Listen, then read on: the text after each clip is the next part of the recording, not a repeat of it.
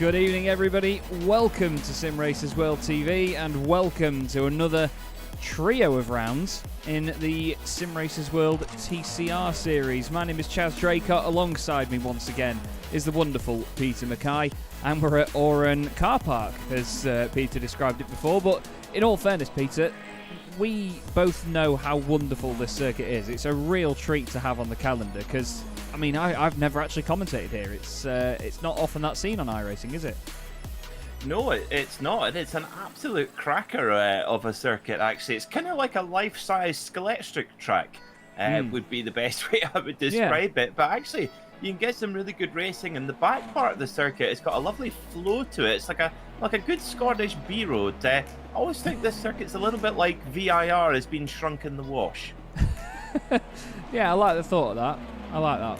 It's a good comparison, to be fair. Do just bear with me 1 second, everybody, because I do just need to change something in my sim. I do have an issue with something at the moment. I'm just trying to figure out if I can fix it, because something was not changing over for me there, which, as you all know, is very frustrating. There we go. Yeah, I think we're all good now. But the guys are out in qualifying. Naveed Hussein is currently top of the pile, though, in the consistency class. And that's overall, effectively. Highest in the consistency class is Ashley Gaffal at the moment, Naveed's teammate. And then, of course, Niles de Kuiper is the highest place academy driver in 15th. So some of these academy drivers have really been surprising us this season, haven't they, Peter, with some genuinely good pace?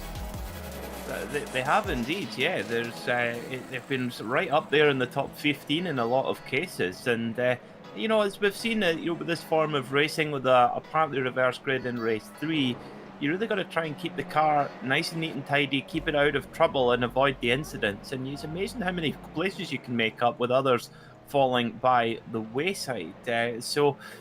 Also here at Oran Park as well, of course, we're in a group qualifying session where the draft is obviously not a big deal at all here at Oran Park. It's very, very tight and technical and twisty. But because it's such a short lap, you get to have lots of goes at your qualifying lap, which is always nice. Yeah, indeed. 1 minute 10 even in these cars, which is a very, very short time.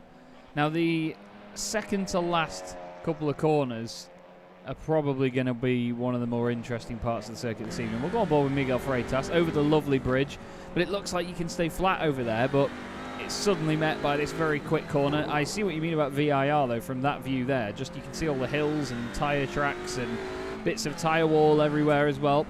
This is a very difficult corner to get right, I've seen from practice, as there you go, Roman Bokler, sorry, Norbert Leitner off, but look at this corner here. You've got the quick right, and then it goes over a crest to the left. It's like a fast-paced corkscrew. You can't see the exit of the corner, so you really have to get it settled. Long left with a big dip down on the inside of the curb, and then a big concrete wall on the exit. It really is quite a treacherous little place, actually, isn't it? It's very, very technical indeed. It certainly is, yeah, and it's actually it's sadly no longer with us. The circuit was actually closed in 2010 and had houses built on it, which is pretty depressing, to be honest. Oh. And so it's good that it's kind of frozen in time here in the sim, so that we can still enjoy it in the virtual world. But actually, they had been racing here since 1962. Now, Chaz, I know you have a very envious office setup, which you're very proud of, with all your multicolored lights, which kind of look like a 10-minute preview. And don't pretend you don't know what I'm talking about. I'm here in my spare room, which looks sort of like a Chinese restaurant. But I know exactly why as well. Yes, the commentators back in 1962, the first ever meeting here at Oran Park, they did so from a double-decker bus. Oh, that's cool.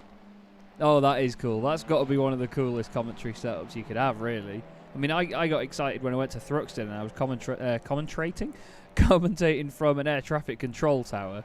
It may not be the fanciest in the world, but honestly, that was quite cool. But a double-decker bus, that's proper old-school stuff, that, isn't it? It certainly was, and they had no less than 18 races on that first day of racing here at Oran Park. It's got some really cool little stories. You know that Formula 1 champion Alan Jones won the Australian GT race here in 1982 in a Porsche 935/80, which had about 800 horsepower. Now, can you imagine driving a turbocharged Porsche 935 with 800 horsepower around this place? with that big back end as well. Was that was the same shape they used to do the Moby Dick cars on, wasn't it? It was the one after the Moby Dick. Yeah. Yes. Yeah, they sort of shortened it down, didn't they? And it was a bit more stocky. I've even seen people use those in hill climb events as well, and they look and sound fantastic and breathing fire everywhere they go, of course, which is one of the traits of that car I've noticed. But yeah, what a place to drive that, though. I bet it was a right handful round here, especially over the crests here as well, and up through the final corner where the surface levels out. But at the moment, Naveed Hussain, 007, top of the pile at the moment. He's got his golden eye set on pot. Never mind. I had to say it, didn't I? Corentin Guinez doing what he does best. I was going to quickly run through the championship standings as well. We don't have the graphic working for that. That's one thing I wasn't able to get working before the session, I'm afraid. So you'll have to bear with me reading it out and just picture it. But Corentin Guinez is the championship leader at the moment. He has 694 championship points. He's 29 points ahead of his teammate Roman Bokler on 665. And then another 14 points back, you find Damien Harris, who is currently 10th at the moment in qualifying, although he's coming up as just Owen. So we're going to sort that. Sorry, Damien. In the consistency class, though, Michael Blake leads the way in that one. However, importantly, he has a qualifying ban this week, which is going to be certainly shaking up the order in that. Not the circuit to do that on? No, definitely not. It's a very interesting one indeed, to be fair. But we're not. Sorry, go on. Sorry, forgive me. Oh, it's gone now. Damn, you fixed it before I could make a joke at it. We had new Irish driver Damien O'Harris. Sorry, I'm 12 years old. Sorry. No, I love it. Michael Blake, though, like I say, qualifying ban. He's on 430 points. Second in that championship is none other than the man that I can't seem to find on the timing screen for some reason. Dan Mould. He doesn't look like he's actually here this evening, unfortunately. He's second in the championship, 18 points back. Lee Bowden, his teammate, is then next down as well. Looks like Lee isn't in the session either, so we're a few down already this evening. Then it's Jessica Myers in the Corgi Mobile, the 117 fiercely forward cherry cola car, as Peter calls it. In the academy class as well, he's currently on pole in that class. Niles de Kuiper, he's got 315 points. Paul Godden is second in the academy class. Ryan Walker is only 1 point behind him, to be fair, so it's still very close between those guys. Godden is 29 off the top spot. Fourth behind them as well, Craig Schill, actually. He's 56 points off at the minute, but he's ahead of the likes of Jürgen Knockhart, Danny Fenning, Louis Correa, Wayne Palmer, Dean Timms, Rob Jackson, Neil Stevenson, Scott Angelo, and Bod Boland. Scott and Bod, the only two drivers, haven't managed to score points yet so far this season, but at the top it's still very, very close indeed between Corentin Guinez, Naveed Hussain, and Roman Bokler, isn't it? Very, very close indeed, and right the way through the field as well, of course. Good run so far in qualifying from Jess Myers, just a 10th and a bit off her class leader, Bram Klaas, in the consistency division. But Corentin Guinez, well, currently sitting on pole with the number one on the car, and will he be able to carry on his rich vein of form? We shall see. If he can do that or not. But I have to say, it's been great to watch Naveed Hussain's rise to the front of the pack over the last few rounds. Yeah, it has indeed, and I think we should probably, for the final round, save the shirt, shall we say, for the last one. We'll get the webcam sorted and everything, and then we can see the Chinese restaurant as well. But he has been really, really strong. I mean, as soon as we saw him starting this championship, we knew how quick he was, but he just seemed to be always caught up in incidents. Not always his own fault either. It was just the odd clumsy move by somebody else, or the odd little dive down the inside from him that would make contact. There was just a few scrappy bits here and there, wasn't there, that eventually dropped him down the order in each race that he was in. But it's been a good turn since then, and I think it's the consistency that's really come with it, don't you? Indeed, yes, absolutely. He's really polished off those rough edges. I would completely agree. And having a little bit of racing practice here with Guinez, and bumps into Anton Dupan. Was either Anton Dupan or Keanu Bourguignon. Not sure who that was, but I have to say the drivers that this car will match quite nicely with the Oran Park circuit. It's not a big horsepower circuit, so this car got about 350 horsepower or so, turbocharged 4-cylinder engine with a DSG gearbox, much like you'd get in a real world Audi road car. Just look in any car park of any drive-in Costa, you'll find one, with it'll have the latest number plate on it, but all 4 wheels will be destroyed with curb marks. Oh yeah, absolutely. There'll be coffee stains on the wonderful seats that you can get in these cars as well.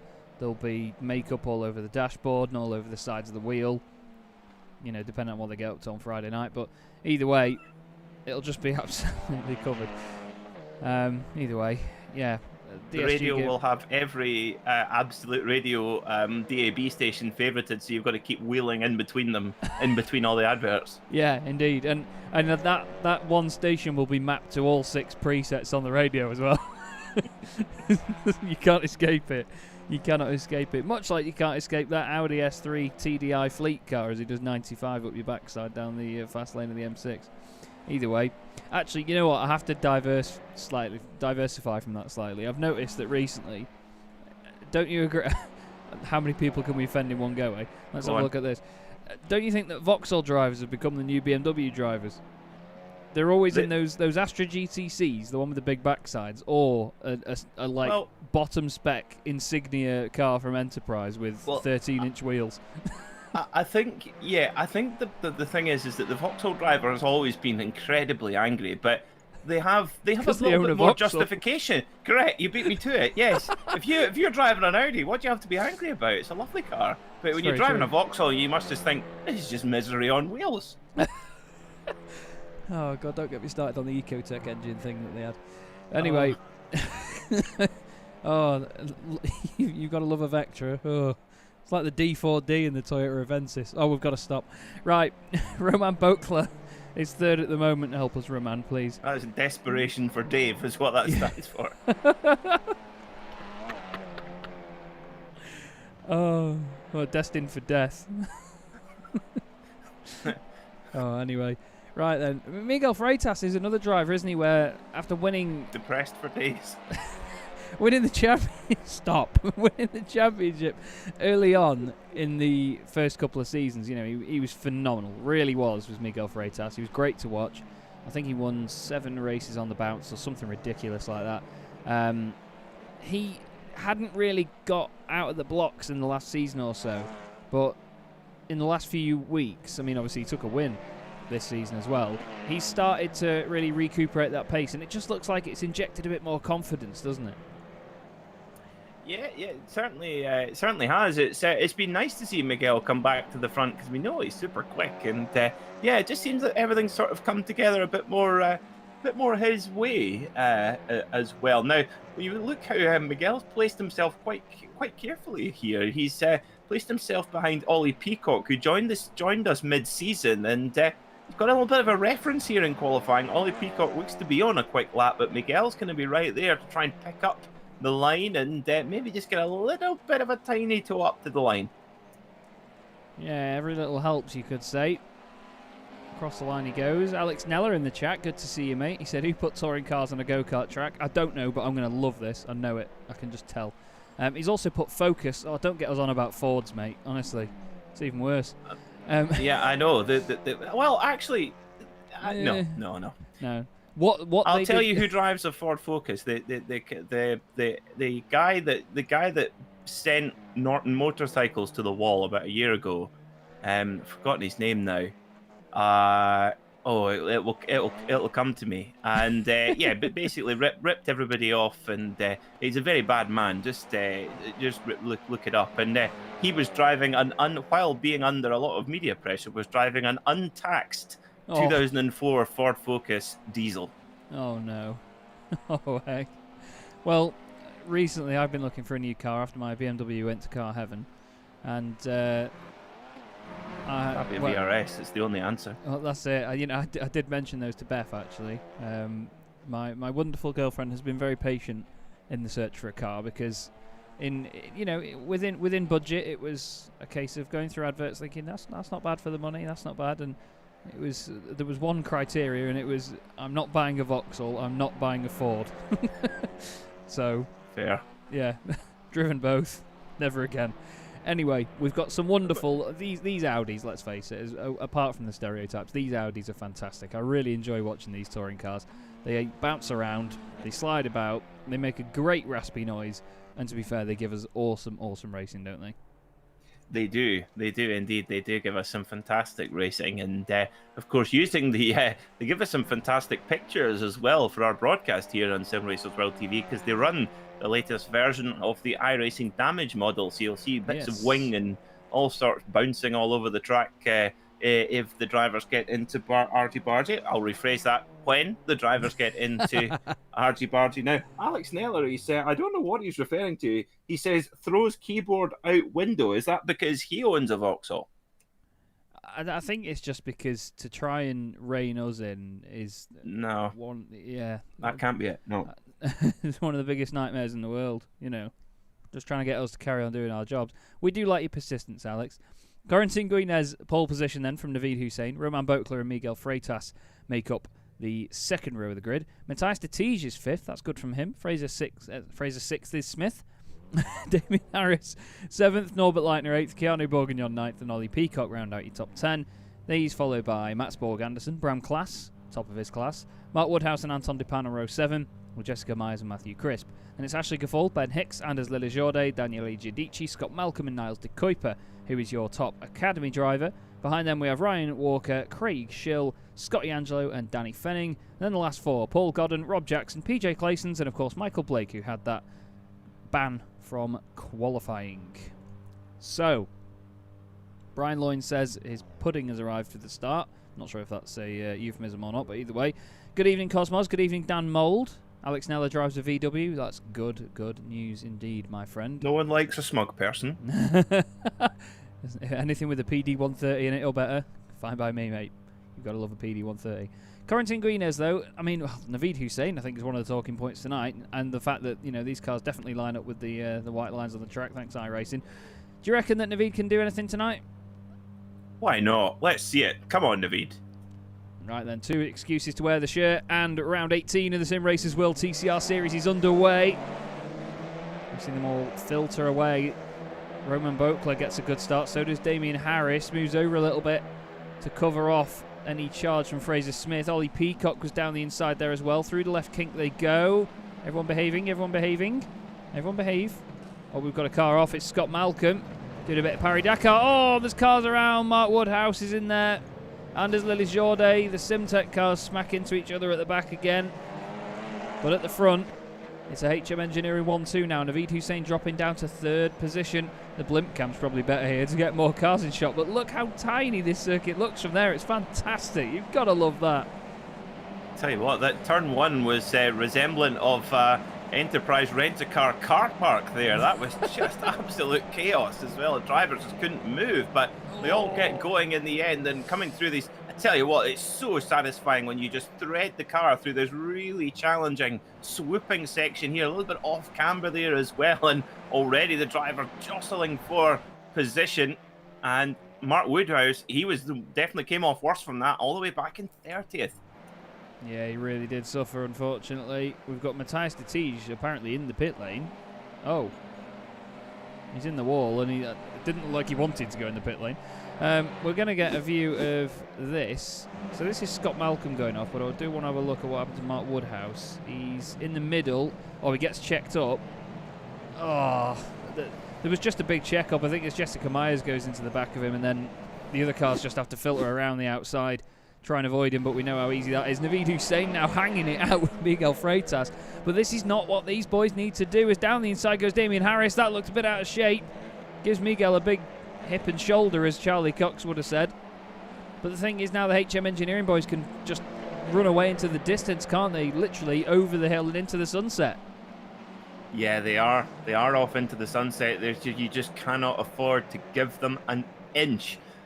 These HM Engineering boys, they're so quick, and they're, more importantly, they're so consistent, particularly Corentin Guinez. I mean, once he's out there in front, he is virtually unbeatable. How many times, Chaz, have we seen where he's gone out in the front?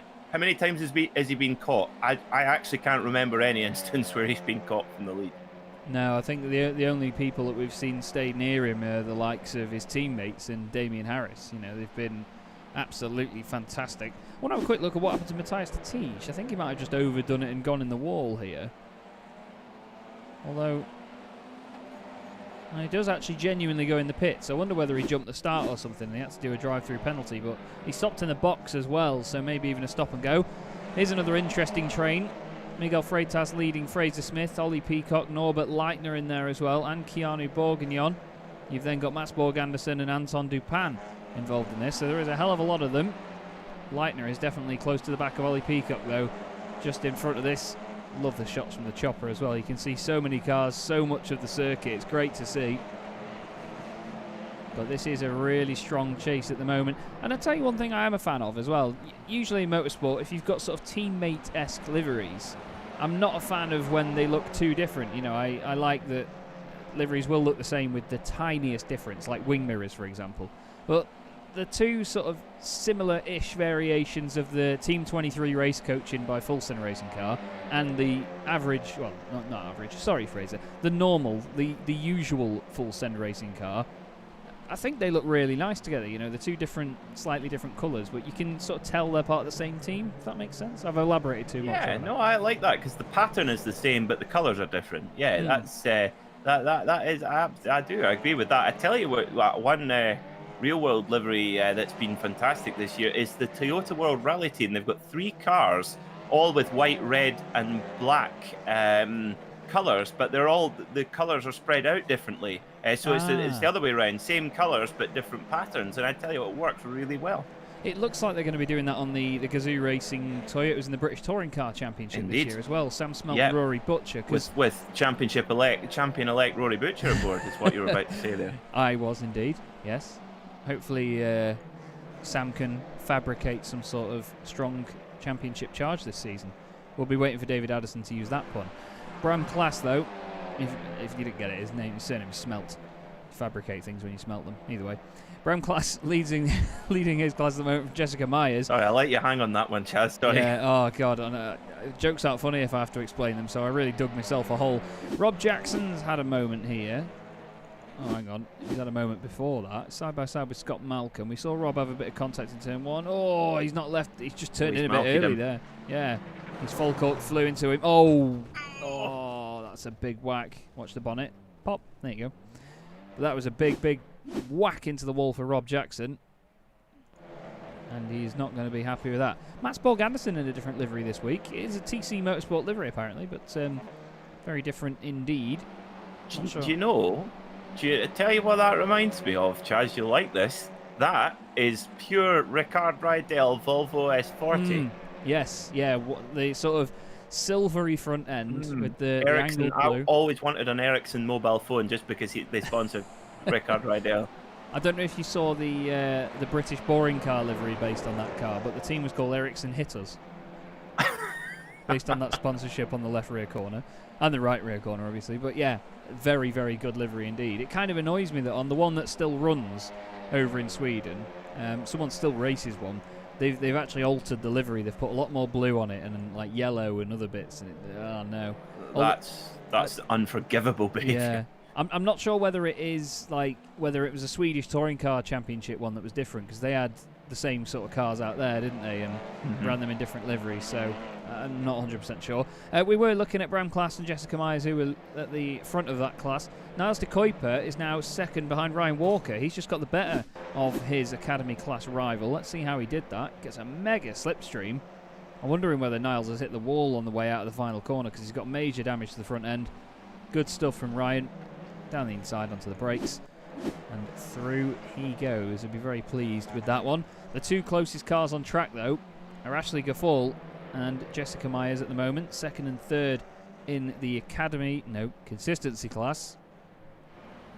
There's the lap times that they're doing in those classes at the moment. You can see the precision time, obviously, by Corentin Guinez at the front of the field. He's just got that clear air to fly away. He's 1.1 seconds quicker than the other classes. although Naveed Hussein's just done a 10.2.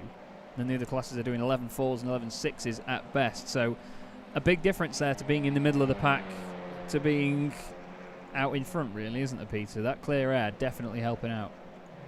For sure. Yeah, of course, it's just so tight around here that you really don't need any interruptions holding you up in any way. But speaking of Fraser Smith here, maybe a little bit stuck behind Miguel Freitas here, and you can see his rival Damien Harris just disappearing up the road in fourth, but Miguel will not let this place go easy, and Fraser will make every attempt he possibly can to get through. We're riding on board with Audi Park Cam, looking back at Fraser Smith's machine. Frozen speed car. Now, interesting, his teammate, he's dropped his teammate, so he's on the charge. Yeah, indeed. He's actually flying at the moment, and his teammate's been overtaken by Norbert Leitner as well, actually. So Ollie Peacock now has Norbert Leitner that far ahead of him. So quite the difference between the two, which you don't always see. Ollie doesn't have any damage from what I know, maybe just struggling to get into a bit of a rhythm. It's one of those circuits, isn't it, that is very start-stop. It's hard to get into a rhythm around here because it's so twisty and you've got to be so accurate. I mean, it's a good old classic circuit where you've got lots of grass either side of the actual racing surface. So similar to like your Brands Hatches or your Oran Parks, you know, as soon as you're off the circuit itself, you don't get any runoff. Like on the brakes there, you dip a wheel on the grass, you're around and you've made a big mistake, haven't you? Indeed, yeah. There are certain parts of the circuit where, yeah, you've got half of Sydney to use, and then other parts where there's a wall waiting for you within meters. Can you believe there's actually multiple different versions of this circuit? There's actually a shorter version than this. So much so that they actually race shifter cart, or they did race shifter carts on the circuit. I imagine that was a lot of fun. I've seen footage of those shifter carts, and they are unbelievable. Like beyond ridiculous fast. Those things.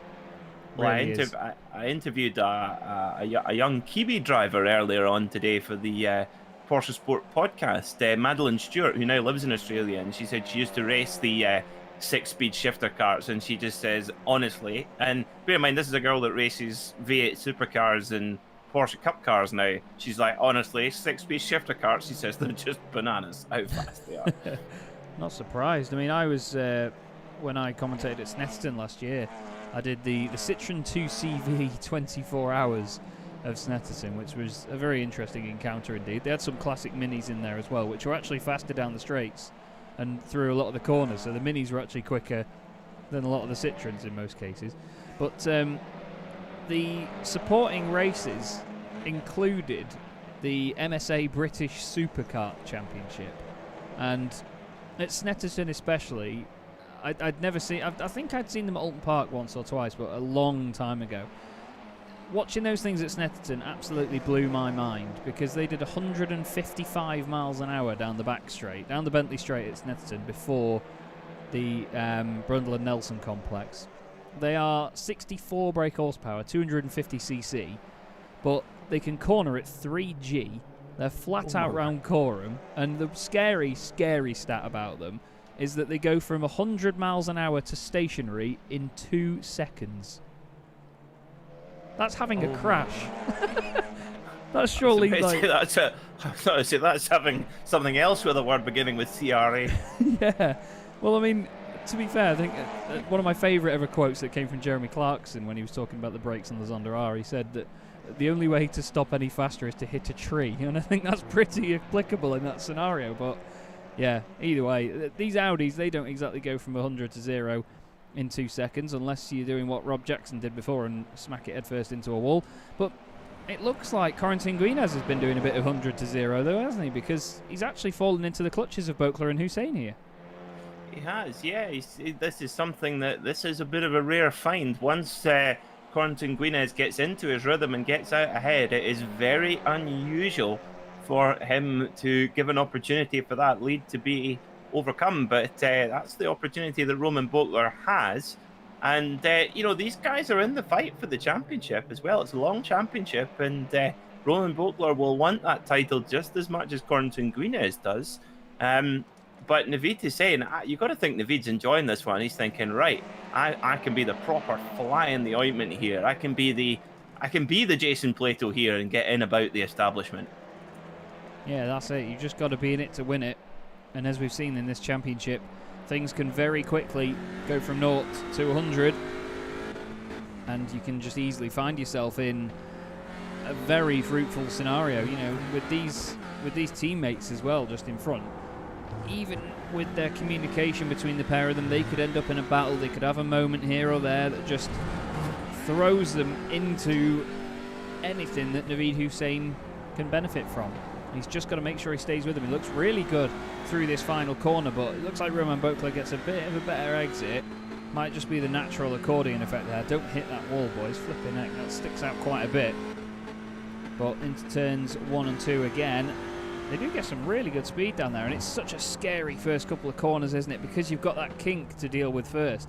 I'm trying to think of what other corner that reminds me of, really, but I'm sure there's a few, to be fair, that are similar, but it's almost like this, not quite on the same scale, but it's almost like when you go up through the cutting, isn't it? You know, through the left kink at Bathurst, just before you go up to there, you know, you've got the kink, the fast bit, then you've got to get the car settled and have it still turning in while you're braking. You've got a similar situation there, but this is a phenomenal chase so far. Really enjoying this one. And Naveed Hussain, what a great drive this has been.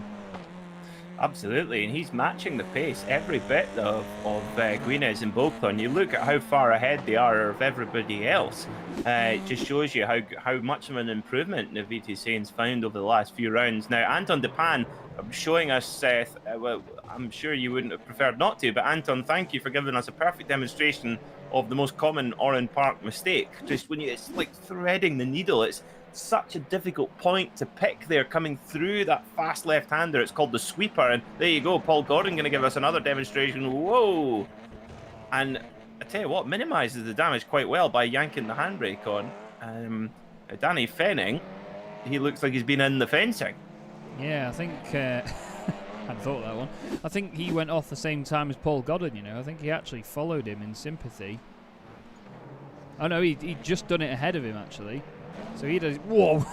There goes Paul Godden.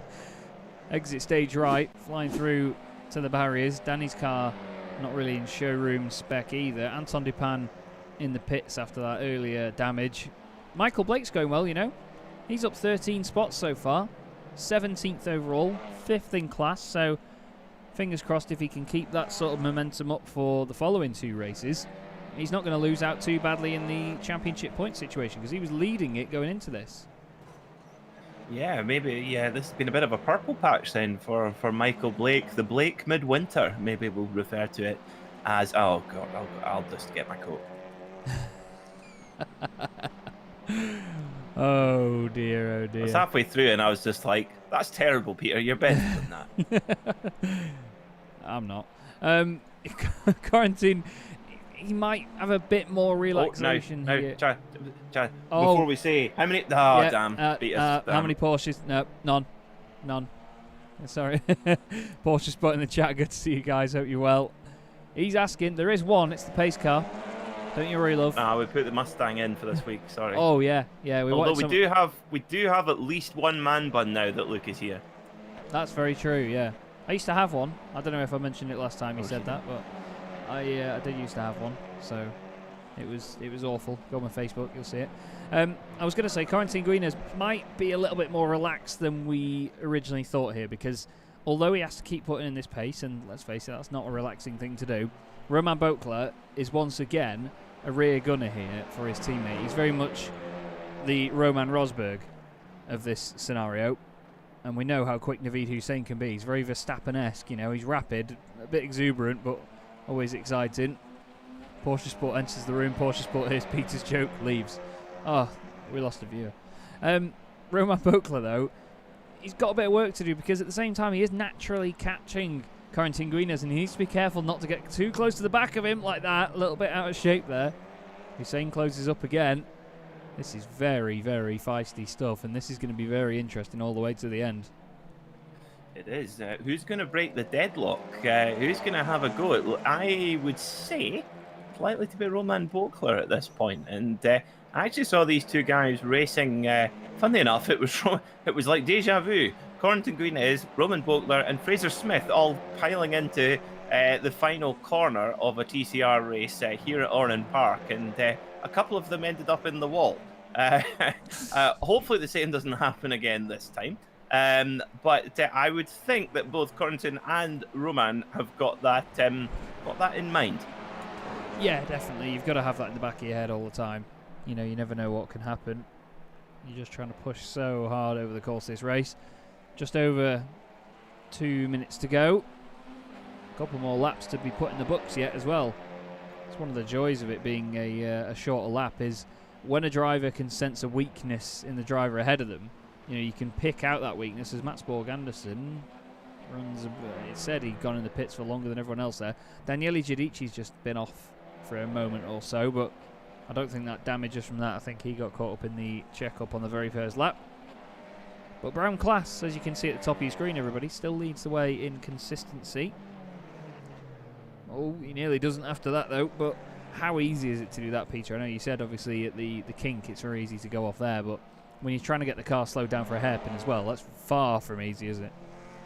Yeah, and that's where it comes in quite handy that this car has ABS, anti-lock braking system. So if you've ever had to lean on your brakes very, very hard in your road car and you feel the pedal just sort of pushing back at you slightly, that's the ABS working, making sure that the brakes do not lock up. And some race cars have it, some don't. This one does.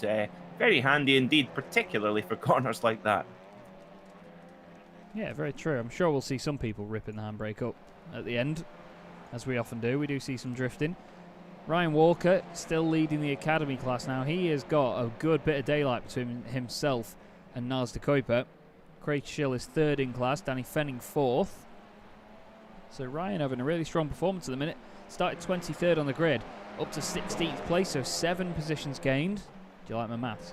He just needs to be careful now with Michael Blake coming through. Michael just needs to make this an easy ride, but also Ryan needs to not try and defend this too much. There's only 1 lap or so to go now. Although I think we might be on to the final lap here.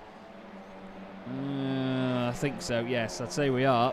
Corrington Guinness still leading Bokler. They've cleared Hussein a little bit here. Then they've got 5 seconds back to Damien Harris. So that is pretty much a stalemate as well. Only 5 seconds to go, so surely this is going to be the end of round 18, but it's been another tidy performance by Guinness. Not the runaway that he would have wanted, but even still, with his teammate as a rear gunner, he had that confidence. It's another HM Engineering 1-2. Guinness wins. Bokler second, Hussein third. Fantastic stuff from Naveed. Damien Harris beats Freitas across the line. Fraser Smith is going to come home sixth. His teammate, Ollie Peacock, just behind. Norbert Leitner pushing to the end. You can see he was pushing something. Look at the front of the car. And then, of course, Bram Class, winner in his class again. Lovely stuff from Bram. We've seen him do that a few times this season. And, of course, Peter, Ryan Walker is going to take the honours in the academy class. Good stuff, that, especially with 7 places gained. Indeed, yeah, well deserved there for Ryan Walker. And, of course, that will mean that he starts 16th on the grid for the next race. So not only are you rewarded with a good chunk of points, you are also rewarded with a fantastic grid spot for the next race, which will be coming up shortly. It will indeed. We've got drivers just crossing the line now. Dettige and Godden right together. Ben Hicks just behind, and then Anton Dupin, the next car through. PJ Clayson's was just over a lap behind the leaders, so he's already on the start of his next one. But straight away, as is the nature of this wonderful championship, we're going to be jumping into race 2. It's basically the finishing result from race 1, everybody. There is your grid. Guinness and Bokler with Hussein and Harris alongside each other on row 2. But this is the interesting thing, isn't it? It's like having a sort of, not quite like a safety car, because obviously the race starts again, but it just packs everybody back together as they were. And it's like, right, now carry on, see if you can make more progress. It's like hitting a reset button, isn't it? It is indeed, and of course, back to full fuel, new tyres as well. Of course, it gets mighty hot here in Australia, so the track temperature will be very high. So the tyres will wear out a bit more than normal. So, and of course, there's nothing but corners here. You're constantly going around corners at Oran Park, so those tyres do get a workout, and well, they will see who can make the best of them in the opening laps. We certainly will. Really looking forward to this one. We have a lot of fun every single time we go racing here in the Simracersworld TCR Series, so why will this one be any different? There you go then. Round 19 underway. They do not mess about with getting onto the grid. Looks like Ollie Peacock's had a good start. Either that or Fraser Smith has not had a good one. We're going to go to the trusty blimp cam so we can see everything going down into turn 1. We are going to get a bit of an aerial shot. It's a bit downward. Oh, that was one of the two mad cars on the inside. Looked like a bit of contact. Matthew Crisp and Keanu Bourguignon. Not the best camera angle in the world, I'll give you that, but we saw a little bit more than being flat with the circuit. Seemed like everybody got round there really nice and smooth though, although Mark Woodhouse is dropping down. Oh, Ashley Gaffall's gone off. He's had a fall. He's backwards in the gravel. Nobody else going with him, I don't think. Oh, no, there's more chaos. Oh, no. Oh, Lily Jourdain's in there. Michael Blake, is that getting turned around, or was that Scott Malcolm? No, Scott Malcolm's been malked. He has indeed. Does a quick J-turn. Lots of argy-bargy going on there. It's still tidy at the front. Boakler second. He's just behind his teammate Corentin Guinez. Damien Harris, Miguel Freitas in there. Ollie Peacock, Scott Smith and Borg Anderson right behind him. That was a big, big mess in there. Oh, Danny Fenning's just gone off again and he's hit the wall. Oh, these guys are really struggling early on. Do you think the temperatures have gone up a bit more? Oh, Danny's trying to get out of the way now. I think maybe when you, like you say, that reset going from, of course, going onto new tyres, but of course the tyres are cold as well. So from a standing start, so sometimes the opening corners can be a little bit perilous. But the leading guys appear to have got through fine. And whoa! Oh, I tell you what, there's Jess Myers must have taken about 30 or 40 metres out of everybody there on the brakes and got it pulled up. And then Anders Lily Jourdain's probably again, oh, how that hurt. Oh, that hurt a lot more.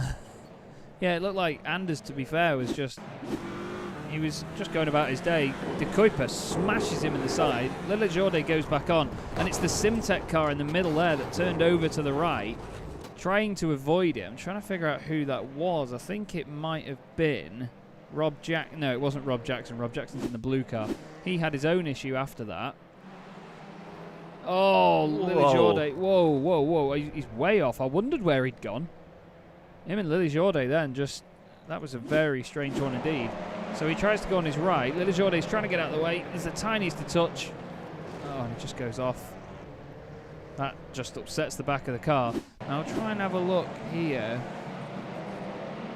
Who is it in that black car? Oh, they don't even go over that much. I think the SimStickers car comes back over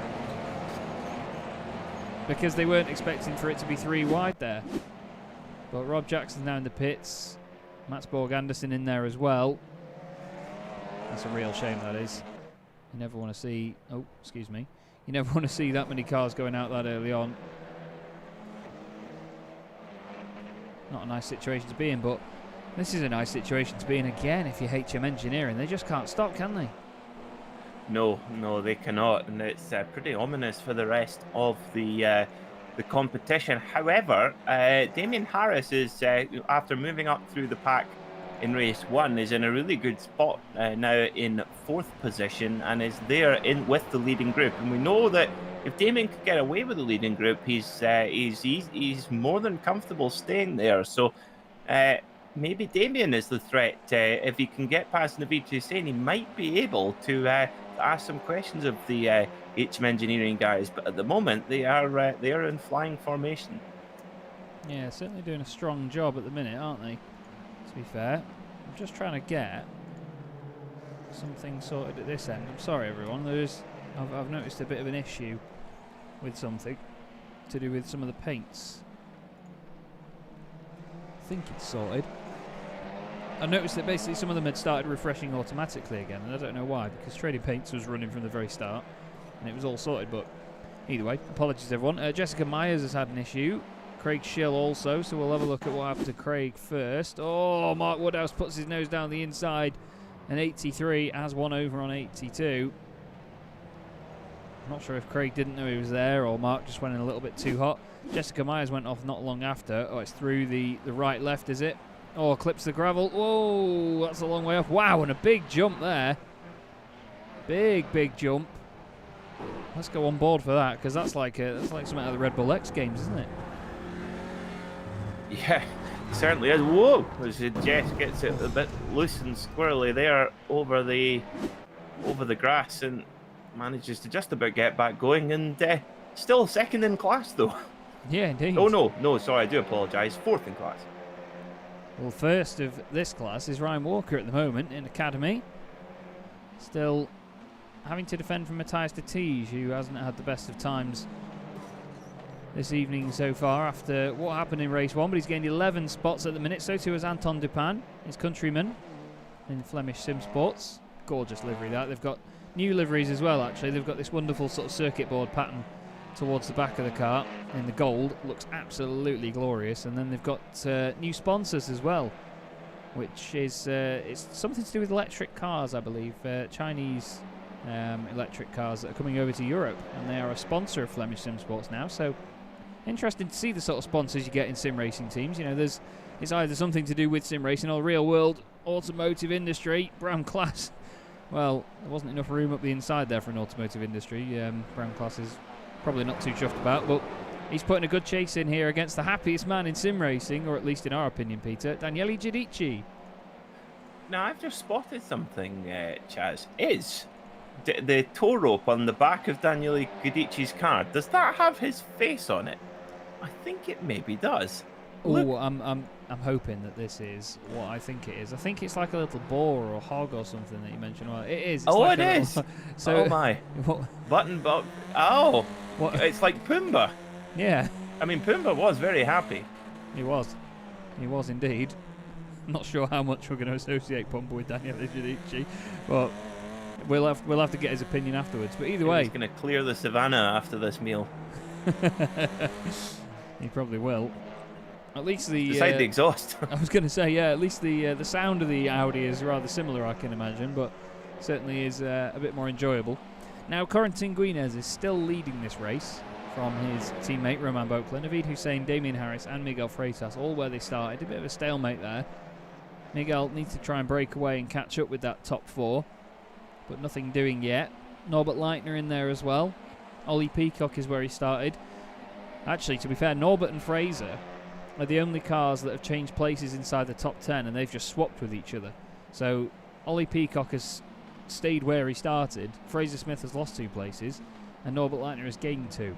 But at the minute, this seems like, I mean, I said in the description, you know, you've got to expect a bit of the unexpected tonight. The results might be a bit different because this is a track that not all of these drivers will have experience on, like a lot of the others that we go to on the calendar.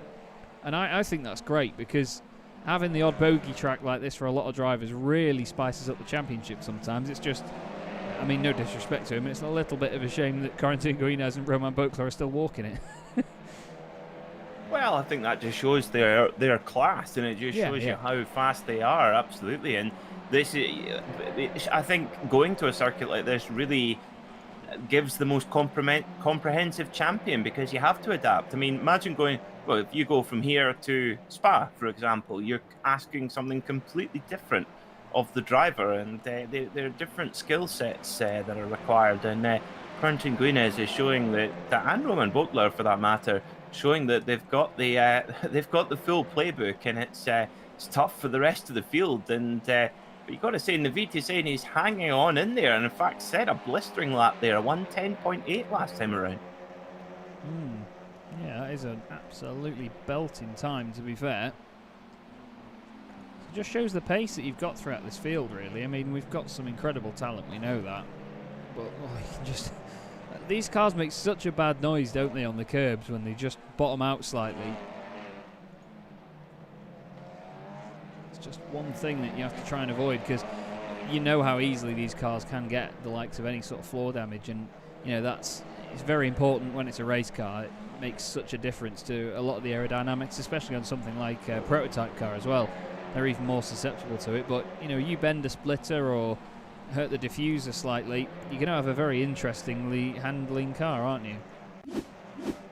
Indeed you are, yeah. They're designed to work the way they came out the showroom, and if you damage them, well, they're not going to work the same. As Ben Hicks goes off the circuit, and that was, I'm trying to figure out who that was that went off in sympathy right behind him there. I think Scotty Angelo. Yes. Scotty Angelo was just, watch this. He's got a lot of damage on the front of the car already, but... Oh, he clips the gravel just like Jessica Myers did. Goes flying off. And Ashley Gaffall was off at the same time, apparently. Oh, no, sorry, it was Ashley... No, wait, what? Ashley was ahead of Ben Hicks and he went off as well. That's where I got confused there. So all three of them had their own individual little moments there. That's one way to confuse Chaz Draycott, isn't it? It is, yeah. It doesn't take much, but yes, it is. Indeed, all that Copperberg fruit cider's fried your brain, Chaz. Yeah. Yes, it has, Peter. Yes, it has. Anyway, Norbert Leitner has gained 2 spots, as we mentioned before. He's now closing up to the back of Miguel Freitas. Into the last corner once again. This has been very, very stale at the front, in fairness. I mean, it's been an interesting chase from a lot of them, but we haven't seen as much overtaking as we thought. It's more the drivers that started further down the order that are making their way through at this stage, isn't it? Yeah, indeed. I think we need an aggressive blonde-haired man in a one-off special touring car to come in here and spice things up a little, don't you think, Chaz? Yeah, I'd say so. Oh, you can hear the pit lane. It would work. It would indeed. Paul Godden has had a moment side by side here with Jessica Myers. Oh, he doesn't leave room there. In fairness. Wow. I mean, Jessica... Oh, wow. That's a massive, massive hit. I was not expecting that. I was really not expecting that. You've got to say at this point, you know, either Jessica backs out or Paul leaves a bit more room and they go side by side. Jessica was not backing out of that one. That was a really pushy stuff. But, wow, that hit as well. You can see the wing mirror goes flying as well from Jessica's car. But that's a monstrous accident for Paul Godden. It's... Not to sound too crude here, but, you know, it's moments like that where we're grateful that it is still sim racing and, you know, injuries of the sort of ferocity you can see in motorsport do not occur, you know what I mean? That's a very frightening impact there, isn't it? Yeah, it is, and, yeah, I think it proves once again that there are drivers in it when you're driving with the same competitors every week, you get a good impression of what people are like. Some drivers will take it a little bit more on the conservative side. Jess is of the full send club. Jess never leaves anything on the table. Jess will go for absolutely any gap and will not yield unless it's absolutely necessary. And Jess stood her ground there, and well, we saw the result. It can sometimes go over the top, but you can never fault Jess for trying, that's for sure. Oh, definitely. Well, that's it. As I said before, you've got to be in it to win it. You know, punch your ticket and go for it as much as you can, to be fair. This is a nice little train at the moment. Michael Blake at the back of it, pushing hard indeed. He came through the order in the first race, but he's not actually made up any positions so far in this one. He's got Matthias de Tige right in front of him, and then Anton Dupin, your reigning consistency class champion as well, really on a march at the moment. 15th place, he's gained 13, and he's now trying to get past Ryan Walker. Ryan needs to let judgment be the better part of valour here. Oh, that was close with de Tige. Scared the life out of me. But now I think Walker just needs to let Dupin go here, because Anton is very eager to get past, and he doesn't want to wait around. But Ryan defends it into the kink. He goes to the inside. Interesting. This is the thing, though. You know, it's easy for me to sit up here and say, "Oh, just let him go, Ryan." You know, just do that. These guys are racing ferociously. He's just... I think it's more the fact that, you know, he's leading his class and he's got a few positions. Niles de Kuiper is the next one in class behind him, but he clearly feels he's got the pace to beat Giudice, and he doesn't want to let go of that opportunity. No, and the thing is in a pack like this, if you let a driver go, you can just get mugged. You can lose 2 or 3 positions. So Ryan Walker standing his ground here with Dupin, who's 2 classes above, and looking every bit as comfortable here. Ryan up into 14th position after finishing 16th in race 1. And I tell you what, goodness me, they're late on the brakes there into that final corner. Yeah, it's very scary how late these guys can brake, because, to be fair, I'd be braking probably, what, double the distance away from the corner at least?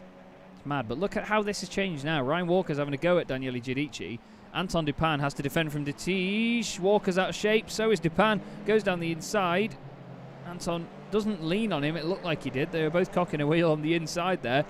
But Walker now has lost out, and Dettige is trying to get through, but Walker's coming back at him. This is sensational stuff from Ryan Walker. You could argue he doesn't need to fight it, as I have done many a time, but he's still giving it a go, and it's what we love to see. You know, it's good action out there on circuit. Porsche Sport agreeing. Look at this, over the bridge again. You've got to, I tell you what, you really underestimate how quickly that rises up there, don't you? That side-on shot's brilliant for showing you how steep it is. It is. It absolutely. Sometimes it's difficult to get the sense of elevation over on a broadcast or a TV camera, but I tell you what, one of the I always find that with photography as well, Chaz. There's an excellent excellent image that came out last year from Knock Hill when Harry King came up and dominated the Carrera Cup and came up with the car absolutely sideways going through the chicane, and it really showed that have you seen it? It's absolutely incredible. I think we probably mention it maybe 3 out of 4 episodes of the Porsche Sport podcast. It is a phenomenal image. I think it's a Jacob Ebry masterpiece, isn't it? One of Jacob's wonderful works. Yes. You know, the man's a hero. The work that he churns out is just unreal. You know, I absolutely love it. But he catches the moment very well. Ryan Walker's catcher in the moment, isn't he? Look at this. Still got Dettige behind him. Manages to get a lovely cut back there and stay in front. We did have a quick look, though, at this battle because Corentin Guinez still leads the race. Roman Bokler and Naveed Hussein have climbed up behind him again.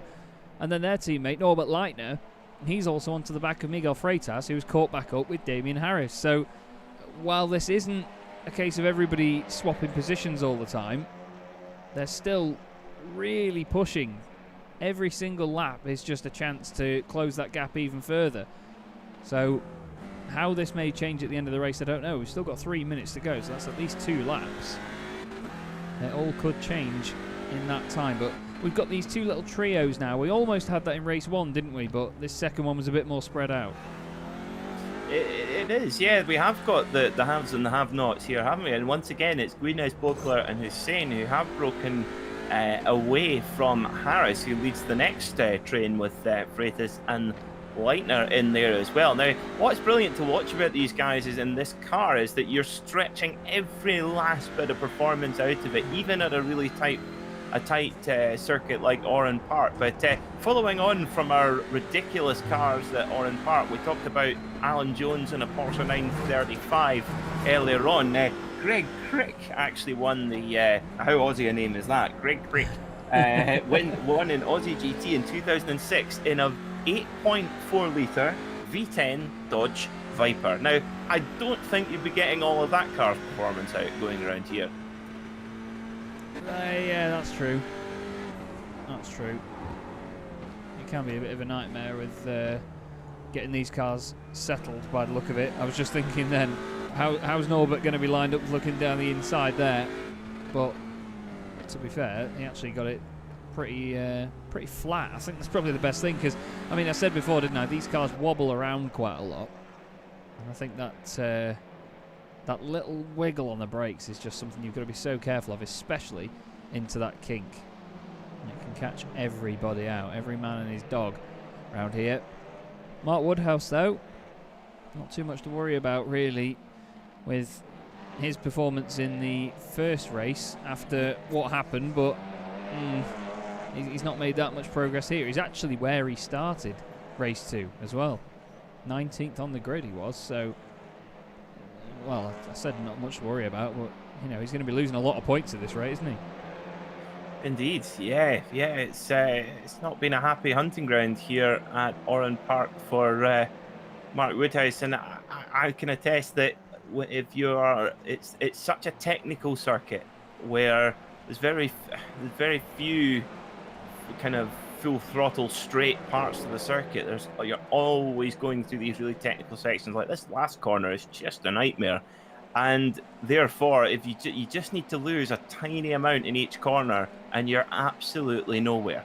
It's a bit different from like a Daytona, for example, where there's not as many places to really kind of make mistakes or kind of lose time. It's so that you see a much closer pack racing. But here at Oran Park, it is a proper technical challenge. So start-stop as well. That's another difficult thing. It's all good trying to keep momentum on a fast circuit or a circuit with plenty of sweeping corners, but there's only a few here, and a lot of this is a very one-line circuit as well. That's the thing. But there's only one line that we've been seeing this season more than the others, and that is Corentin Guinez wins, and he does it again in round 19 of the championship. Second place, Roman Bokler again. Then it's Naveed Hussein again. Then it's Damien Owen Harris again, followed by Norbert Leitner, who is ahead of Miguel Freitas at the very end. We'll have a quick look back at that in a moment. Fraser Smith finishes 7th, and Bram Klaas in car 7 is going to win the consistency class once again in 12th position overall. He can be very pleased with that, and he's going to be on reverse grid pole as well, which is another very good bonus for him. And Ryan Walker takes his 2nd win of the night in the Academy class. Mega stuff. But what we're going to quickly do just before it disappears from our screens is look back at what happened with Norbert Leitner getting past Miguel. And to be fair, Peter, it looks like he just put it down the inside, got it lined up. Ooh, what was happening there behind them? I think that was an Ignium car that was a lap down getting out of shape. Norbert gets it done just going under the Yokohama bridge, but it looks like Miguel Freitas had something to say about it. But whoa, so see Guinez getting it all kinds of leery and sideways. Bokler as well. You can tell they practice that. That's not off the cuff. No, definitely not. They've certainly had that in their locker. But another fantastic evening so far from HM Engineering. 2 1-2s in the bag, and especially as Roman Bokler started 3rd on the grid. He wasn't on the front row. He had to work on a good start to get back past Naveed Hussein and take that position from there. But we'll quickly go through the race results for you. I'll show you the very first race of the evening and how that one went. Corentin Guinez took the win. Roman Bokler was 2nd ahead of Naveed Hussein. Then it was Damien Harris, Miguel Freitas and Fraser Smith who ended up in 6th. Ollie Peacock was 7th ahead of Norbert Leitner and Mats Borg Andersen. Keanu Bourguignon rounding out your top 10. Following him was Matthew Crisp. He's been very under the radar this evening. Bram Klaas wins consistency ahead of Jessica Myers and Ashley Gaffal. They both had a bit of a poor race too there. Daniele Giudici finished 15th. Ryan Walker wins in the Academy class ahead of Michael Blake and Anders Lillijorde.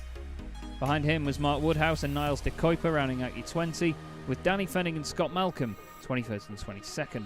Scott Angelo was 23rd with Craig Schill just behind, then Paul Godden, Matthias Detige, Ben Hicks and Anton Dupin, with PJ Claysons and Rob Jackson not classified at the flag. And Peter, if you do the honours, mate, we'll bring up the race 2 results.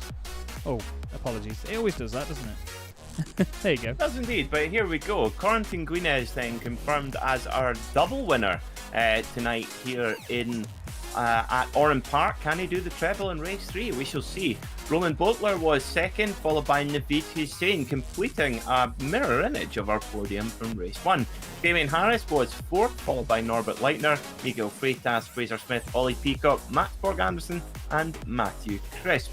Keanu Bourguignon was 11th, followed by Bram Klaas, the first in the consistency class, and Anton Dupin and Matthias Detige in 13th and 14th. Daniele Giudici was 15th and Michael Blake 16th, with Ryan Walker winning the Academy class from Niels de Kuiper by just over a second.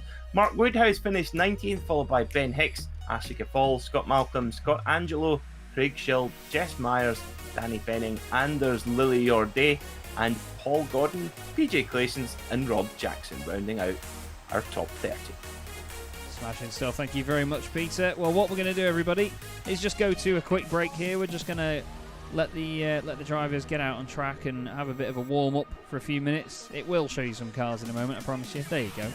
But, yeah, Peter and I are just going to take a quick 5-minute break, everybody. We'll be back with you in just a moment for the final race of the night, round 20 of the Simracersworld TCR Series from Oran Park. See you in a few.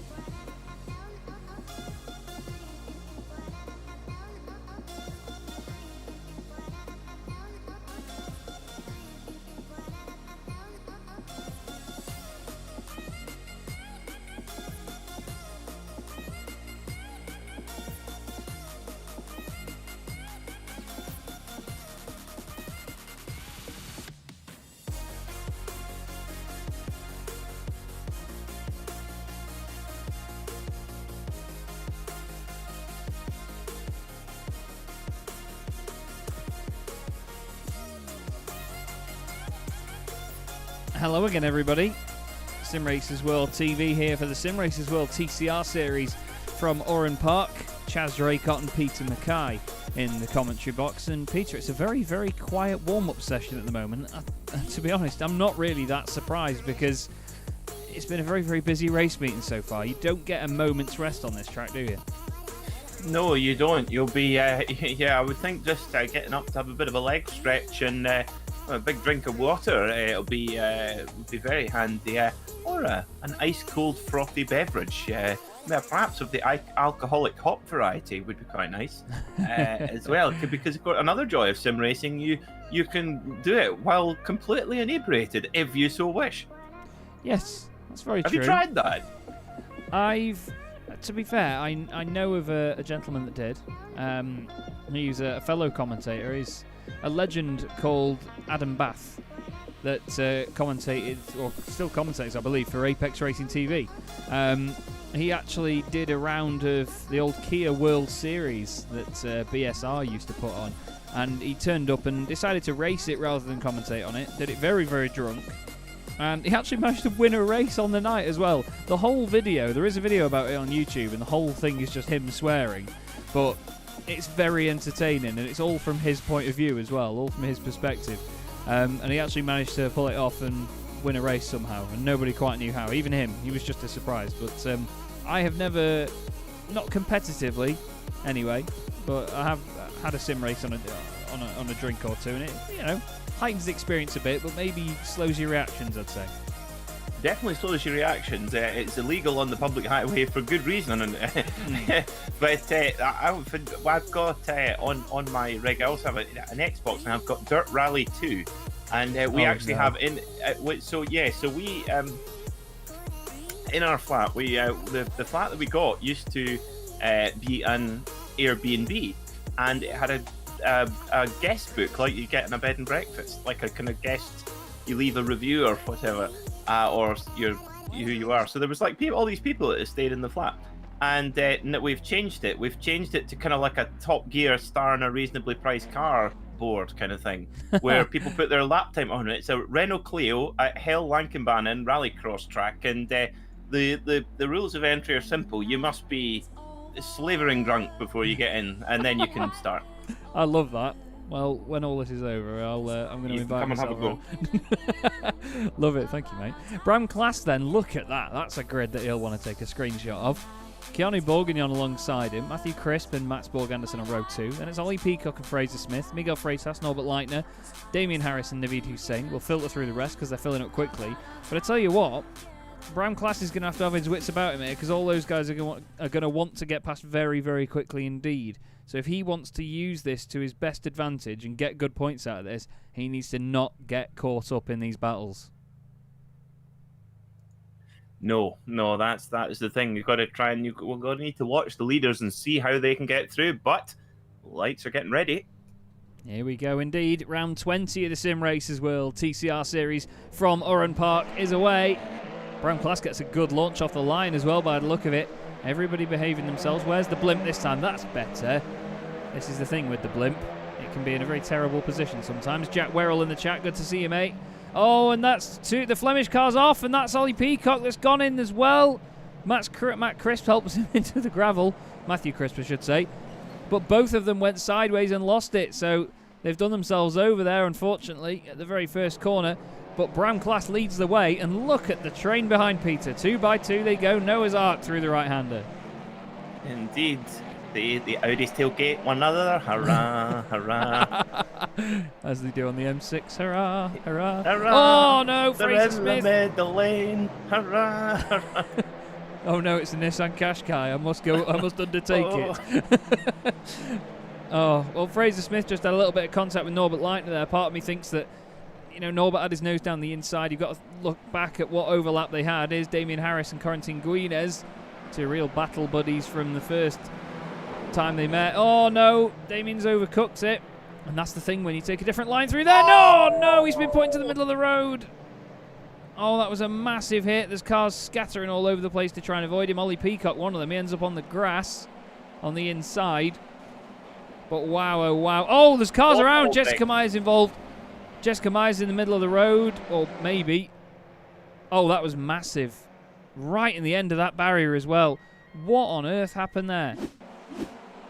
Whoa, Ashley Gaffal's car just... I think... you know what I think happened there? I think when Damien Harris went off, I think if we go with Ashley Gaffal here, he's going to be one of the drivers that gets the second hit off this. And I think it broke something on the front right. Let's have a look. There's Damien. I think that's what happens. So he taps the back of Scott Malcolm. Although, it seems fine. What on? Did he get hit from behind? I mean, because he turns the other way and he turns left, the car goes right. There's no one anywhere near him. That's the oddest incident I've seen in ages. Jessica Myers tries to get out of the way. Ollie Peacock, unfortunately, there. I don't really think there was anything either of them could have done. But that's a real strange...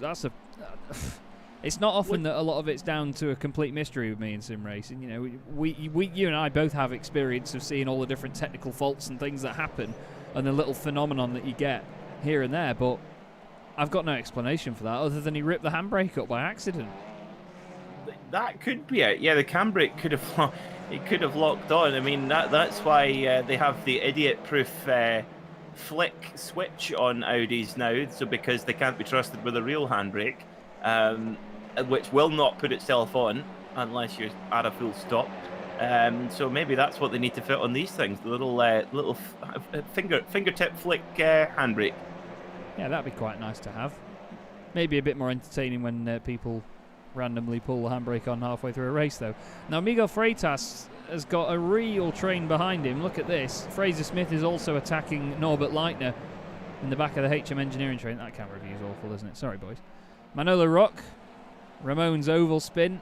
Spain, sorry. I have seen your very, very in-your-face advertising for your sim racing team, and it lights up my day when you post it into the Simracersworld group.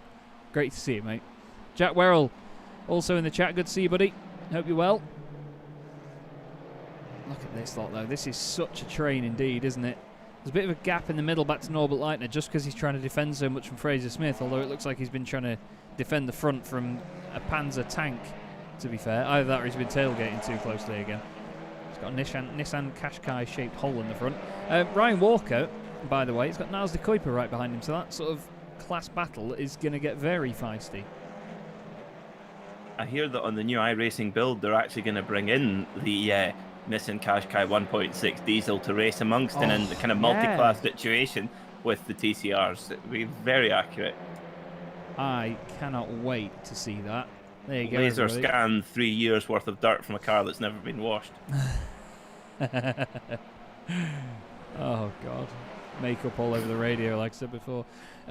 Bram Class has done a quarter of this race and is still leading, so he'll be very pleased with that so far.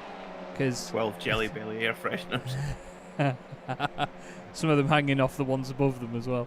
Corentin Guinez, never mind, he's doing all right. He's very sideways. He's gained 8 places so far. Naveed Hussein has gained 7. Roman Bokler has gained 6. Miguel Freitas has gained 5, but he's trying to defend now from Naveed. Look at that, Guinez down the inside. We saw some fantastic opportunities from him last time. He's done it again. There's down the inside as well. Roman Bokler nearly hits his teammate Naveed Hussein. Great awareness to get out of the way of that. Because to be fair, I think you and I both know the Naveed that we first saw on this championship would have just turned in there and gone, stuff it. That was good awareness.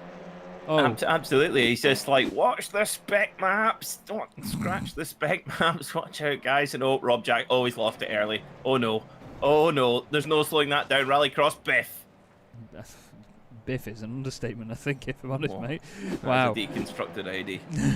I forgot about that one last week. The deconstructed McChicken thing, which we've not got Jean-Louis Deschamps today, do we? No, nor do we have Jürgen Knockaert. There are a number of drivers not here this week. Very confused by that. Maybe because they don't own the circuit. Although no, it's free. That's even worse. Why aren't they here? They don't like Vegemite, obviously. Yeah, probably. Sort them out, Bart. Crack the whip. Right then, Daniele Giudici is trying to... Although actually, no, I think... No, Ryan Walker has just overtaken Daniele Giudici. He's just had a moment there because Michael Blake got past him as well. Mike got held up out the final corner. He's got a bit of damage on the right-hand side. How much do you reckon that would be in labour? Keanu Bourguignon's trying to make progress as well. He's lost 12 places after that very, very unfortunate start. Running wide at the first corner. Absolute nightmare for him. This is going on ahead as well. There are more battles in this one, it seems, but that's why we love these reverse grid races. It really shakes up the evening.